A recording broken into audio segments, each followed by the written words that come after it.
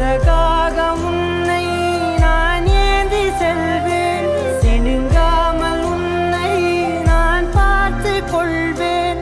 ஒரு கோடி இன்பங்கள் உன்னை பார்த்த நொடியில், நான் வாழும் நாள் மட்டும் நீ எந்த மடியில்.